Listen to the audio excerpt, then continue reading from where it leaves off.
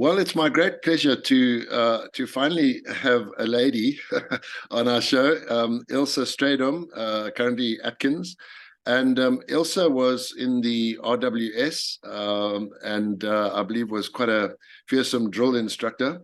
But it's my great pleasure. We haven't had many ladies on this program, Ilse. So you are definitely restoring a little bit of balance to our series.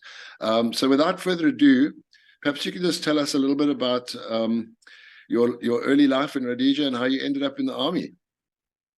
Hi, John. Thanks for inviting me. Grew up in Rhodesia, and then went to Girls High, then went to South Africa when my parents got divorced, and then came back to Zim because, Rhodesia as it was, because at that stage, all I wanted to do was join the army. However, being Afrikaans and having very strict Afrikaans parents, you couldn't do anything before you were 21. So I remember going to my dad and saying, "Pa, please, I'd like to join the army." He said, no, you can't. I said, well, look, I'm here on the farm because Hans, my brother Hannes Strydom, you might know him, you know of him. He said, he's doing a lot of time on, and then I'm going to the farm to get the crops in, etc., etc. So I want to join up. I said, I'm 20, so I can go with your blessings, or I'll wait for a few months until I'm 21. So that's not the sort of thing you say to your dad, not in those days. So anyway, he gave me my blessings, his blessings. And I joined April 1977. And I was on intake 1-4, basic course 1-4. And that was really an interesting course because I didn't know at the time, but that was the last course that the Air Force and the Army trained together. Because all the basic courses, when the RWS was set up in 75, all the Army and the Air Force were together. So that was the final course. And Miss Alison Miller, because we were all Miss or Mrs. in those days, she was, and a lady from the RAF, they were the course officers. So that was very, very interesting. And there were three ladies that was from the Air Force. I don't know if you can put pictures up, you can see them. Yeah. So that is that course. Okay. And then there was also a write-up about us, the Fatherland on the 10th of May. They did a write-up of us. Anyway, it's a big cutting, newspaper cutting. Wow. And and the ladies down there were the ladies that came from other parts of the world. So we had Australians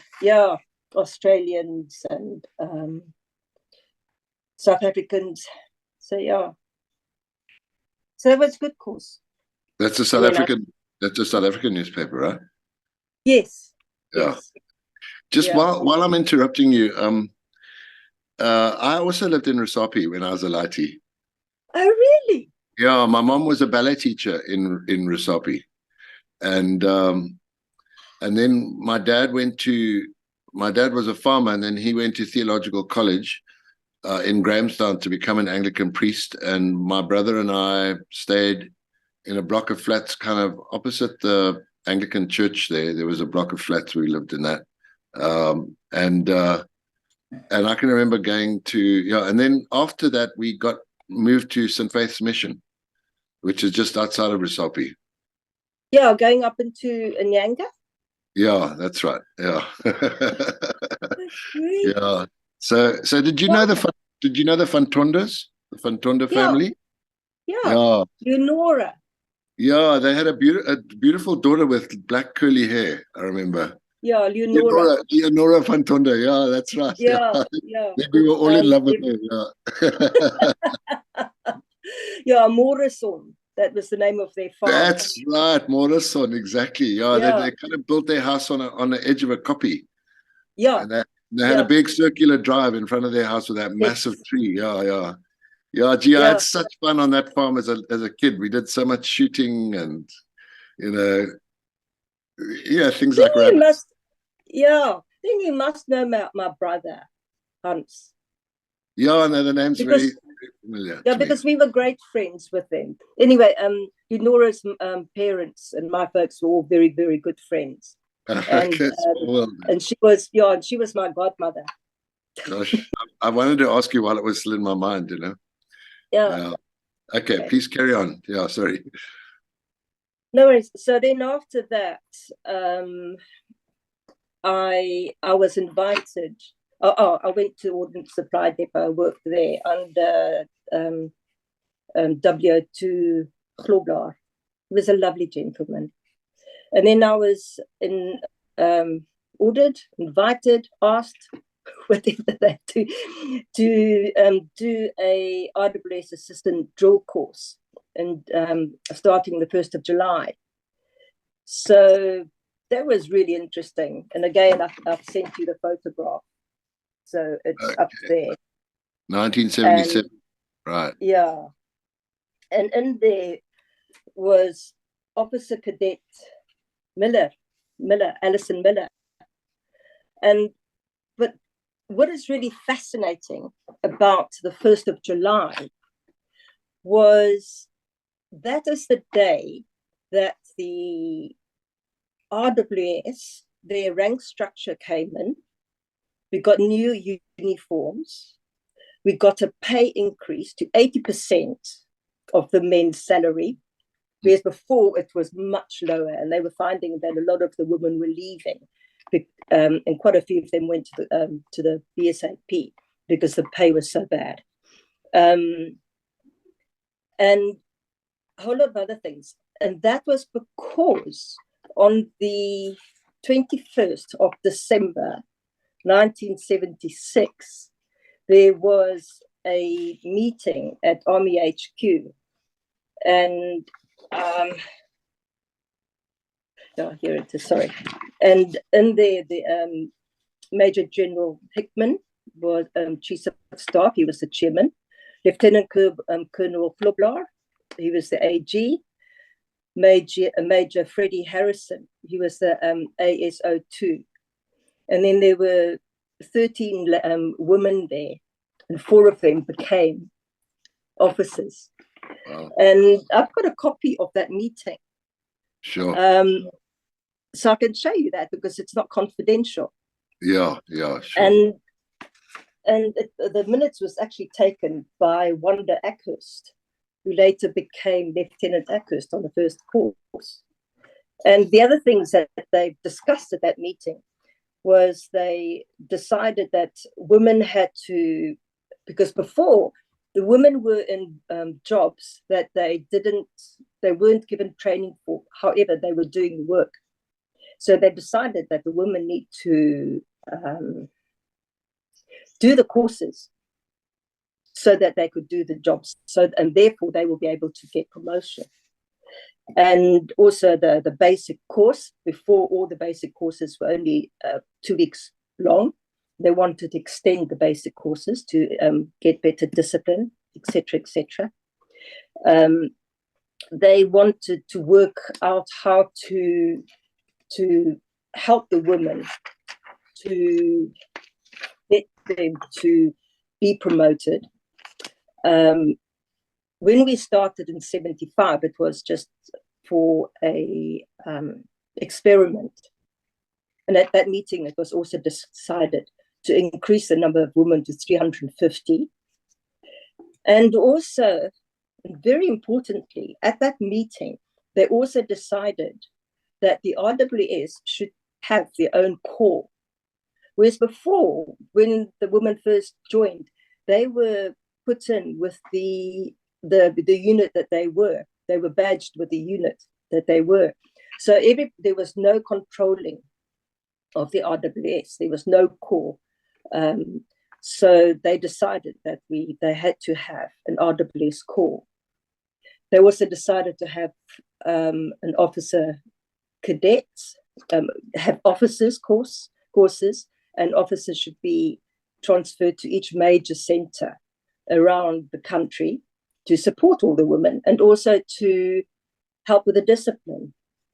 They also discussed the period of contracts and pay and leave and wages. Whereas before it was just, ad hoc. So now, for the first time ever, the women were proper personnel of the army, and they were going to establish the RWS corps. So that is really a very, very important date, 1st of July, 1977. Like I said, and so all the women from being Miss or Mrs. were now privates or rank, whatever rank they were given.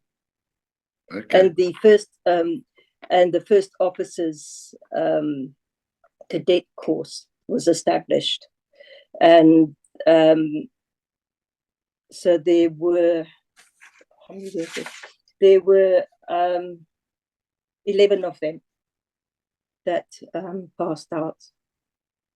So yeah, that's really important.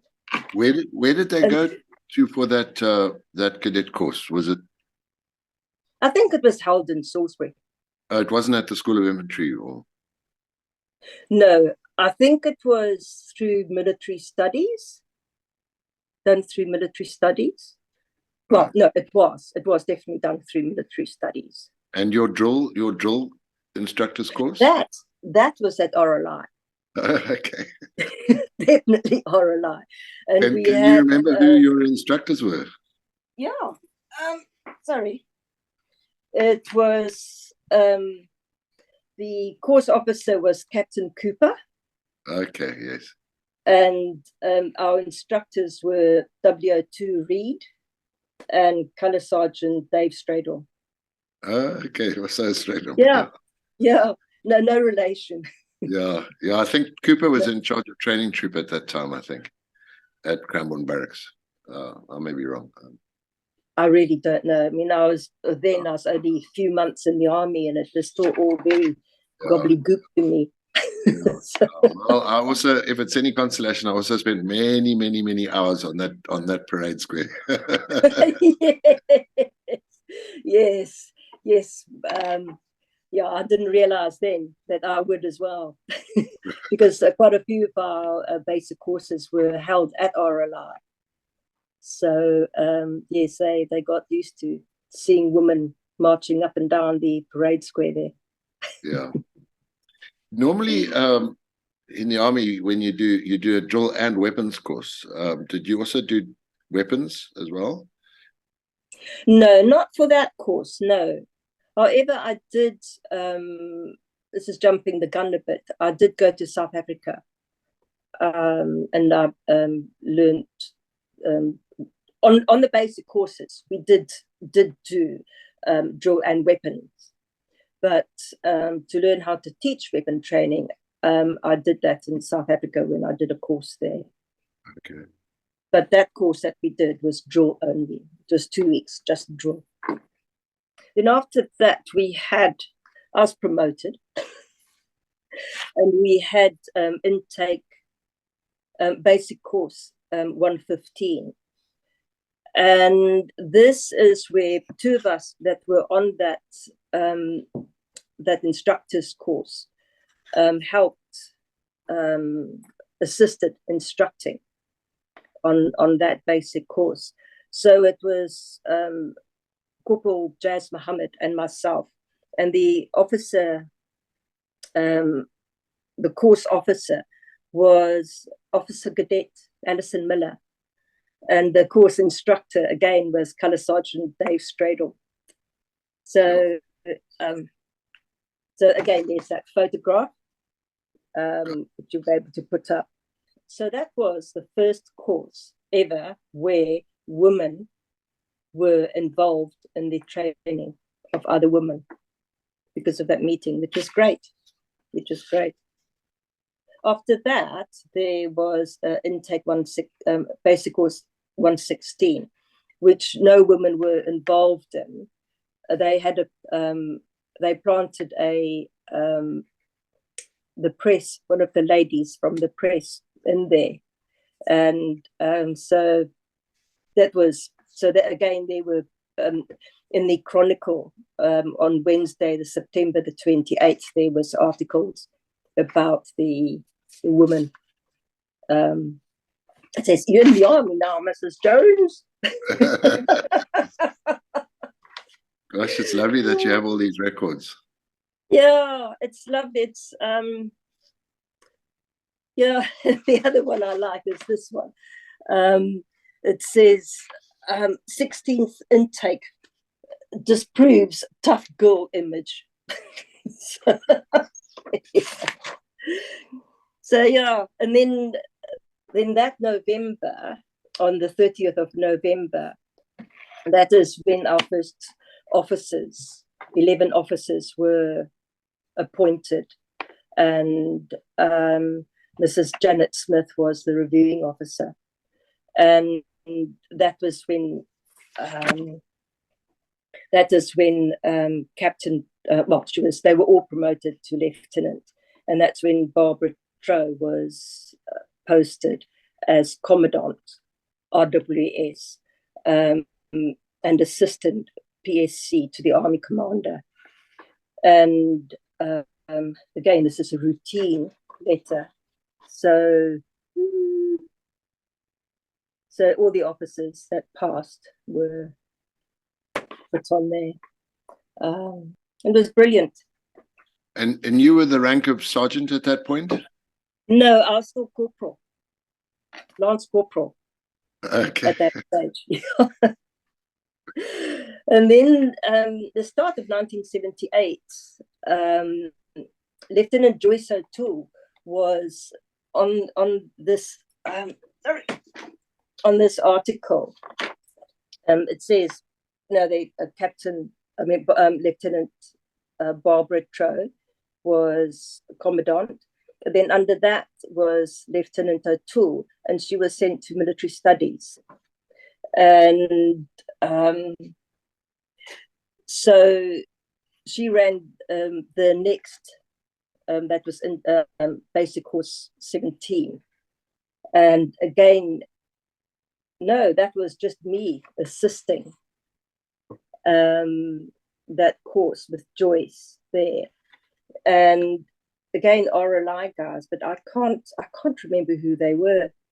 I really can't. And it was after that I was called into Lieutenant Trow's office. And I thought, oh my God, what the hell have I done? Being sent to Barbara's office. And she said, Corporal, we want to send you to South Africa. I said, why? She said they want to send me to South Africa to go to the South African Army Women's College in George, and they were doing a 3-month course. And at the end of that 3 months course, the women were either selected to then go on and become officers or go through training officers course, or they were sent out as instructors. So I was sent out there to be an instructor. So that was 3 months, and the whole time there, I was wearing my RWS uniform.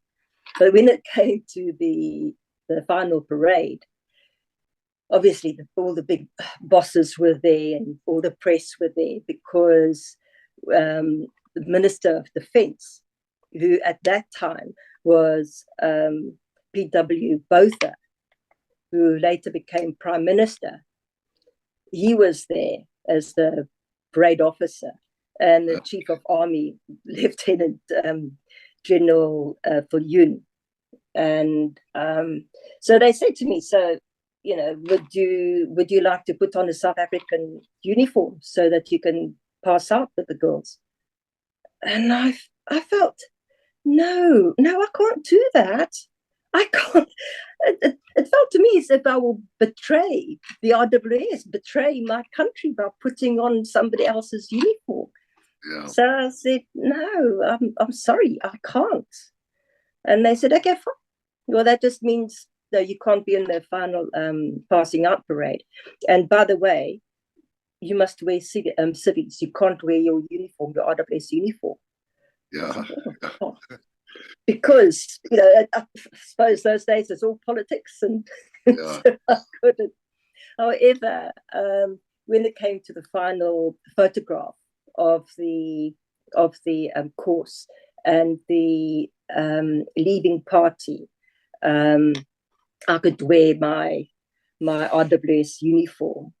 So that was that one there. And you can see, you can see me just behind Colonel Botha. So yeah, I learned a hell of a lot. You know, that is where you go around with toothbrushes and clean the floor, and, you know, for inspections, and make sure that everything is just impeccable. You couldn't see a piece of dust, and you walk in and you put on your socks. You can't go bare feet because it might leave marks on the highly polished floors, and it was tough. It was tough, but it was really good. It was really good. And one of the things that Barbara said to me was, she said, okay, now, Corporal, when you go out there, when they start doing map reading, they say that you've got to march from beacon to beacon.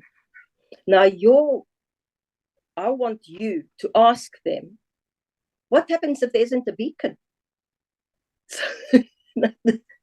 So I remember when that came up in map reading, and, you know, and the instructor said, you know, it'll all be, you know, you've got to march from beacon to beacon. And I said, but what happens if there's no beacon? What do you mean there's no beacon? Of course there's always beacons. It was really good. So I was the only one to be sent to South Africa. And then while I was away, that is when just after I came back, the second officer cadets, RWS officer cadets, passed out. And there were 8 of them, and that was run by military studies. And of the 8, there were 2 of the women who were 21, and the others were a bit older. But those 2 women who did exactly the same as all the other women, they were deemed to be too young to have the rank of full lieutenant. And they were made second lieutenants. Can you imagine that happening now? No. So they had to, I think, 3 months or something, or maybe a bit longer. They had to prove that they could become full lieutenants, although they did the same course. Yeah. Anyway, then that's also when the RWS Directorate was established, because now because of that meeting on the 21st of December 76, we had Captain Troe as the commandant of the RWS, Second Lieutenant Debbie King as her 2IC, me as the instructor, and Staff Sergeant Maggie, or known as Radar, Finch. She was the other lady in the RWS Directorate. And that's when things changed a lot. And that is when we had our first basic course, which was the first time that all of them had to stay in barracks. The course was increased from 2 weeks to 4 weeks. We introduced assault courses. Well, we had more weapon training, more drill. Those ladies, I brought in that course that I did in South Africa. I thought, okay, fine. That was really toughening us up. So I brought a lot of what I learned there. So they had uniform inspections. They had barrack room inspections. It was tough for them. It was tough. And these poor ladies had no idea what hit them. And it's actually an article that was written by one of the ladies by one of the women who later became an officer, private affairs, private affairs, talking about the course.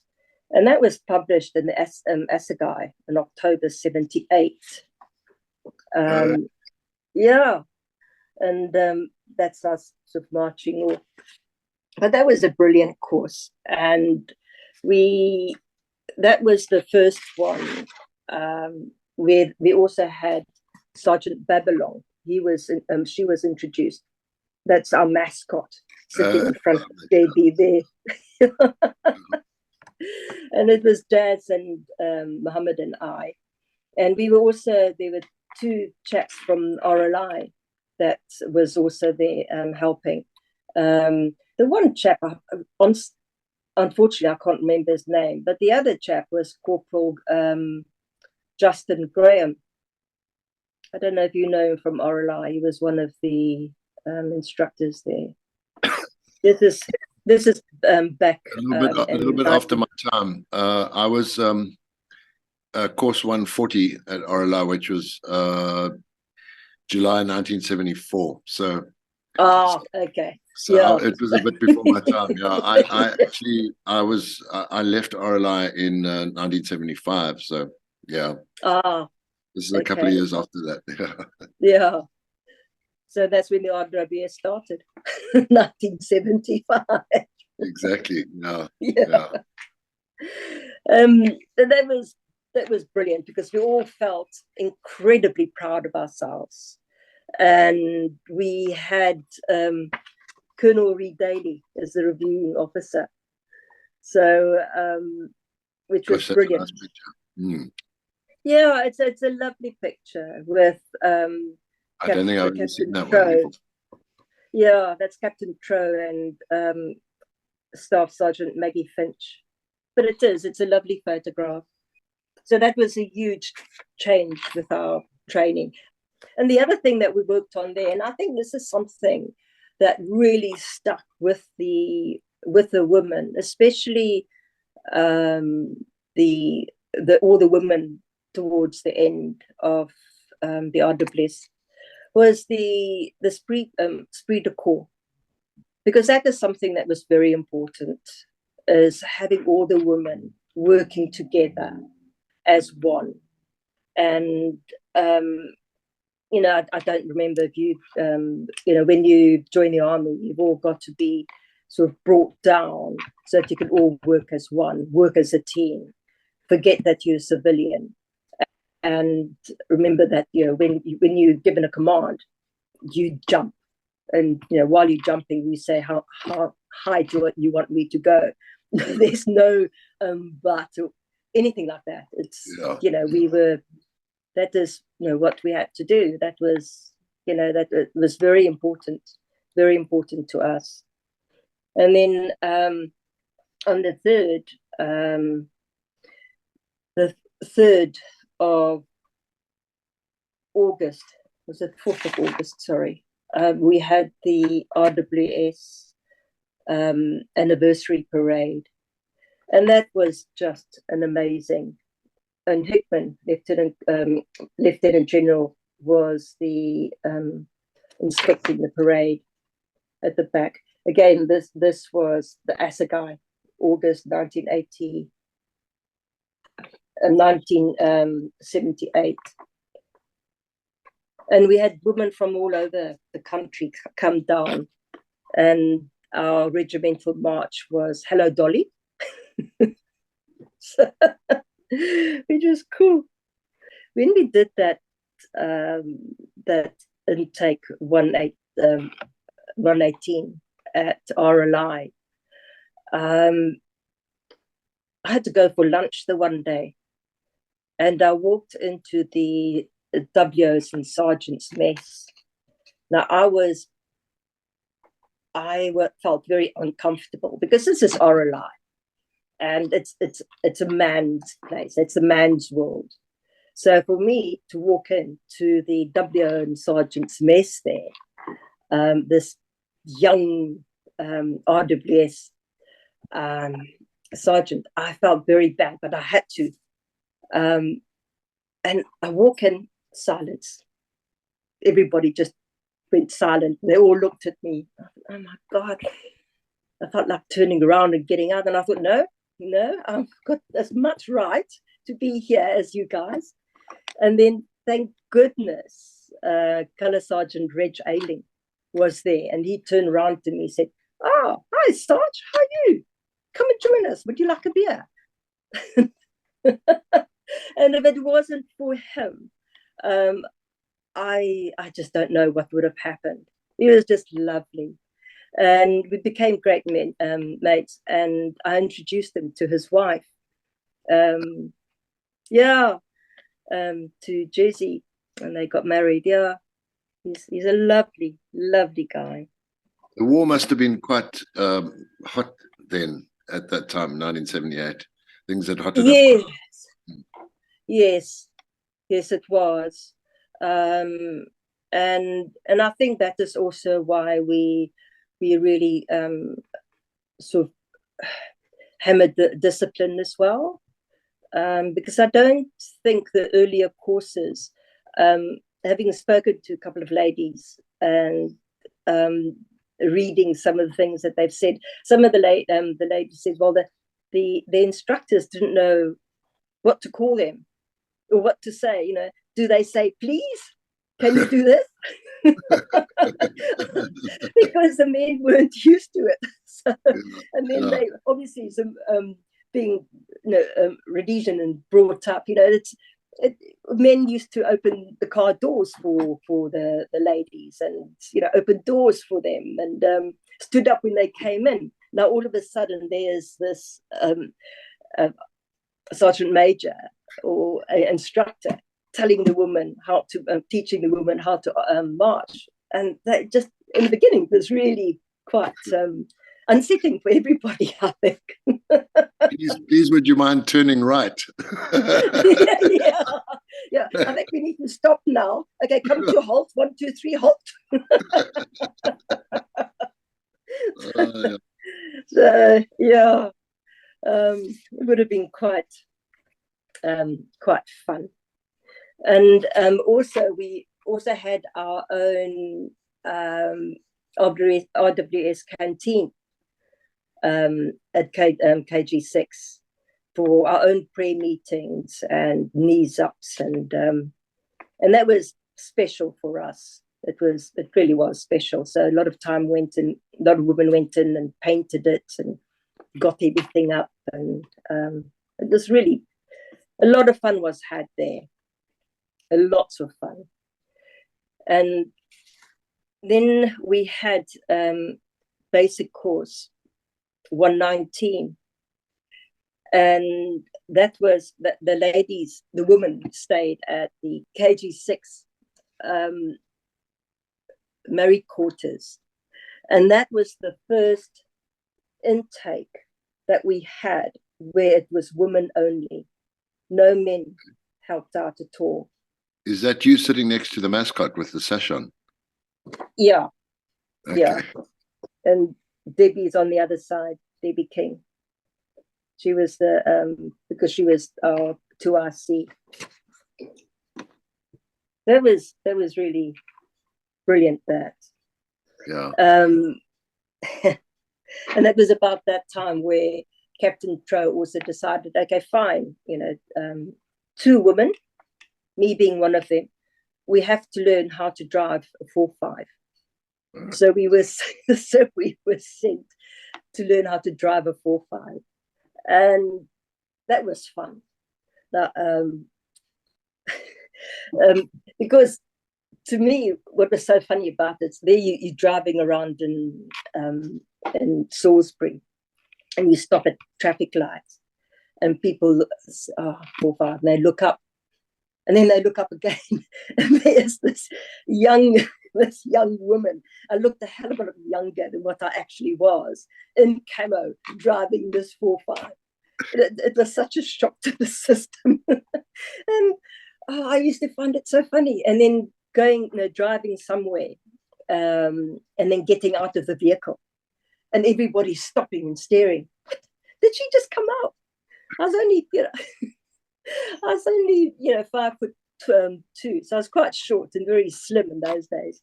So, I used to love that, absolutely loved that. And then in 1975, in May, Captain Tro sent Debbie King and I on a assistant PT instructor's course at RLI. And that was that one. So,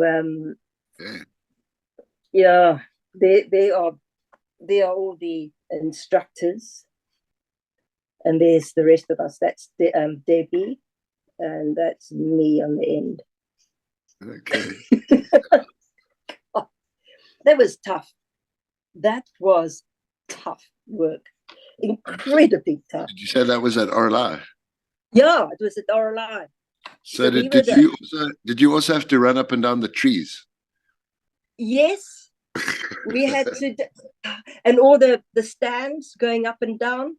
Yeah. And then I'll get down, and then Sergeant Mason would say, "You too slow. Come on, off you go. Do it again." God, they made us work. They made us work. I remember, you know, they used to ask us, "Are you tired?" And if you said, "Yes, I'm tired," then they say, "You need to get fit, so do it again." Yes. If you say no, I'm not tired, then they say, "Well, you need to get, you know, you haven't done enough, so do it again." Yeah. Either way, whether you're tired or not tired, you know, it's the wrong answer. Yes. Oh, we had a lot of that. Oh, we were aching. It was fun. And then for our last day, they dropped us off at Rua, and we had to carry 20 kgs in our in our backpacks, which they weighed before we left. So they gave Debbie and I Uzis. My God, they are dreadful weapons. You know, okay, fine, they're a little bit lighter than the FNs, but they're not balanced. Uzis aren't balanced, where FN is really well balanced, and it's easier to run with them than it is with the Uzis. So they dropped us off at Drua, and we all had to march and run back to RLI. Sure. And every now and again we would have a little bit of a stop. we didn't realize that what the men did, they had rocks in their rucksacks, and they just slowly chucked them out as they were going along. Whereas Debbie and I, we had to carry 20 kgs all the way back to Paris. Yeah. And 20 kgs must have been almost half your body weight. Yes. Because I know my girlfriend's 5'1" and she's 42 kilos, so 20 kilos is about half. Yeah. Yes, it would have been. And the blisters, dreadful. And the instructors were all in front in a jeep, and there they were eating ice cream, and they would say to me, "Oh, come on, Sarge. No, you want to give up. We know you want to give up. Come on, just give up now. Why are you putting yourselves through all this for nothing? come on, Sarge, give up, give up. And Debbie would say to me, don't you dare listen to them. Ilse, just don't listen to them. They're just trying to wind you up. Come on, let's go. And tears were running down my face because my back was so sore and I was so frustrated that there's no way that I was going to give in. No ways was I going to give in. But one of the men did, which was a pity. He gave up, so he didn't get his cross swords. Whereas the rest of us had our cross swords. Yeah, sure. It was tough. It was very tough. We had intake 120 then. And that was fun.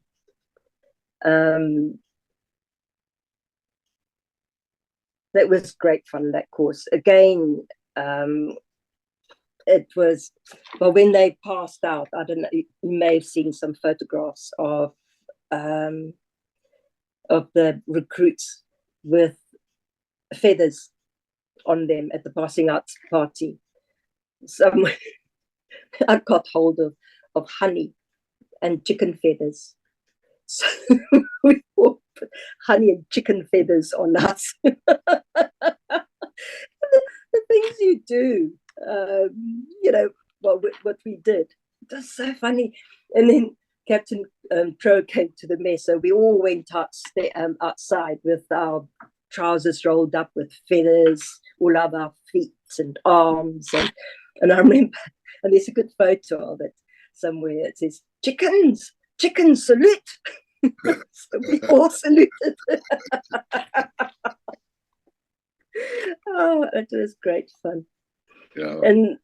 And we also, with that course, we had a whole lot of other RWS from around the country come to Salisbury, and we all went up to set up base camp at Slough Scouts, and we had to, we all did what the men had to do. We had to have what do you call it when you people on duty, sentry duty, all through the night. Yeah, guard duty, yeah. And the next day we dropped them off, and they had to do map reading, and they were dropped off at Buckley Hills, and they had to get from A to B.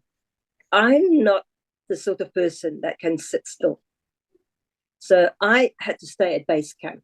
They convinced me that was a good place for me to be, at base camp, because I had the vehicle there, we had the radio, and if anything happens, I can go and help out. And so there were two of us, another lady called Cindy, and we were bored as anything, absolutely bored. Now I've got my 4-5 license, and I said to Cindy, well, have you? She said, no. I said, come on, I'll teach you how to drive. Oh dear. And we was driving around in little circles, and she went into a bit of a rut. And I explained to her that what you've got to do is you've got to sort of like a cradle, go forward and back and get the momentum, and then you can just go. But what happened, because that is what I was taught, but what actually happened, she made it worse and worse and worse. But then I tried, and I made it worse. So there we were stuck. And we couldn't get out. And then also, what happened was, I don't know, I'm not too sure who picked up the radios, but which is not a problem we've ever had before. One of the women went to go and get the radios for everybody to have radios, and they gave them the radios. What they did not do was give the batteries.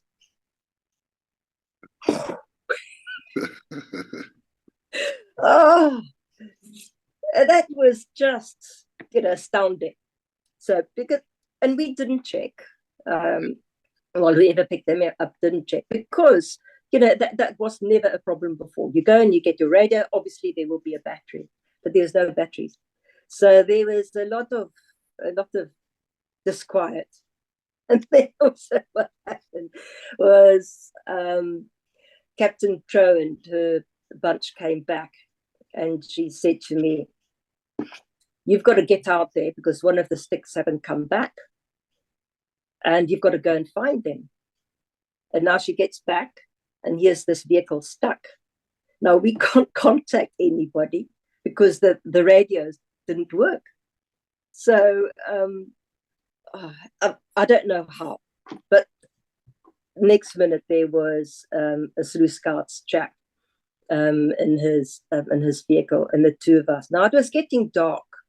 Now the two of us, with radios and batteries, went looking for these girls, and it is. And we looked and looked, couldn't find them. Eventually, there was a message from Barbara saying, "Come back." The girls didn't know where they were, so they hitchhiked back. Which is brilliant. But now I'll get back. And Captain Crow called me into her tent, and there were a few officers sitting there.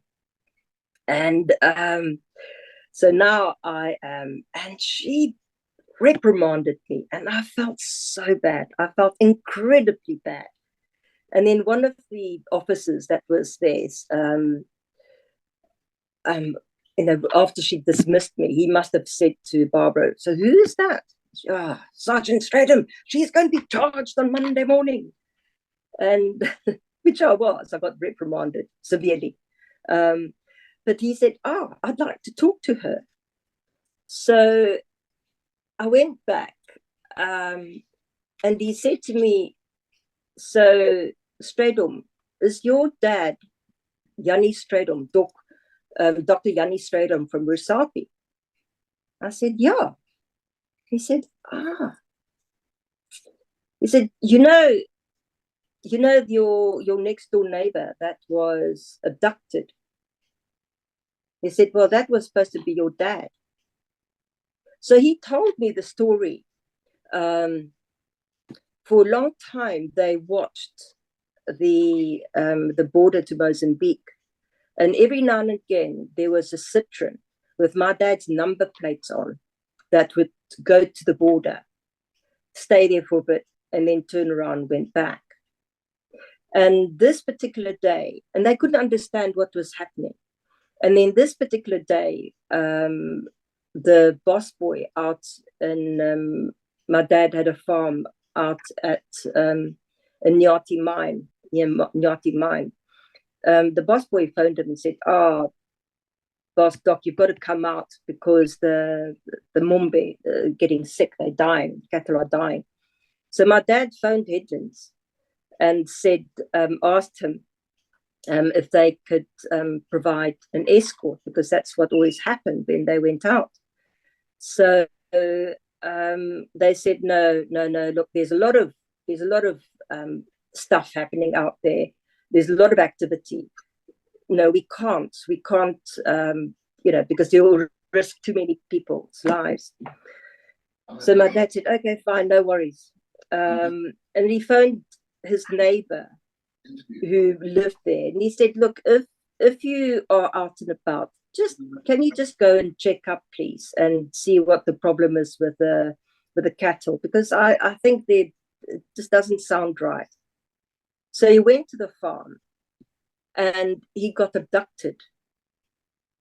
Now, and then he was taken into Mozambique. They thought that was my father, because one of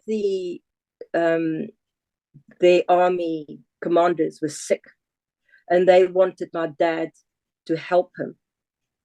But now here's this farmer. He's not the doctor. Plus I think he was diabetic or something, so he didn't have any medication, and they kept him for well over a year. before they released him. But nobody knew if he was actually alive or not. So it was really very, very sad. But apparently they really looked after him extremely well. And there were times he said that he could hear the gunfire, and he was saying, "No, I'm here, but there's nothing he could do." So that was really interesting to get that backstory from what actually happened. And like I said, he was released, no problem at all. He very fit and healthy. And then at that time, around about that time, or just after that time, the last officers courses, RWS officers courses, passed out, and that was run. All of that was run by the RWS.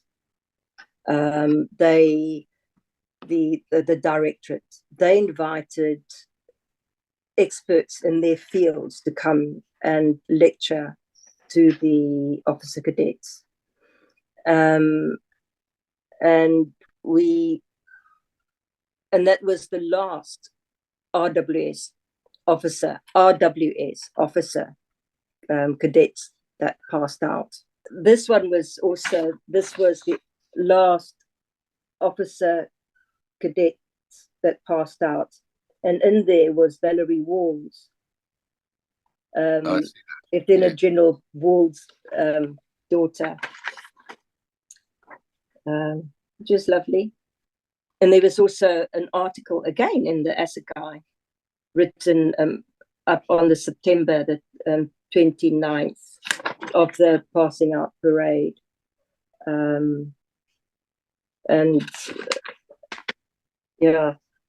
Commander of the Combined Operations, Lieutenant General Walls, giving his daughter a kiss. Congratulations. Isn't that lovely? Yeah. It's really lovely. And then we had intake 21. It's me in the middle. It's a little intake. Again, the same sort of thing. We had 4 weeks, and that was also a great bunch of ladies for their passing out party. I managed to get some oil and flour. Not honey and feathers this time. Yeah, no, those feathers were all over the place. And the next day I had to go to clean them up. So I said, no, flour, much easier. You can imagine going back to barracks and all these feathers all over the place. Be dreadful. And the last intake, the basic course the RWS ran, was intake 22. And there's no photograph of that intake. And that is when the RWS Directorate disbanded. There was no more RWS Directorate. And if we think back to the times then, now this was the end of 79. Zimbabwe, or Rhodesia, was now Zimbabwe Rhodesia. We were all getting ready for the elections to be held in April the following year. We had all the peacekeepers come out. And there was, I don't know if you remember that time, there was a lot of tension. So the people, the powers to be, decided that the RWS Directorate will close down completely. And because the other side didn't look after the women soldiers, they didn't want that to happen to the RWS. So what happened was the RWS closed, and all the RWS were rebadged to their units like it used to be.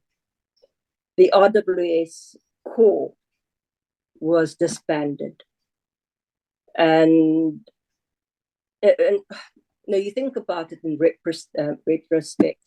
After April, the following year, 1980, a lot of the other units or corps disbanded. Now you've got Slough Scouts, you've got SAS, RLI.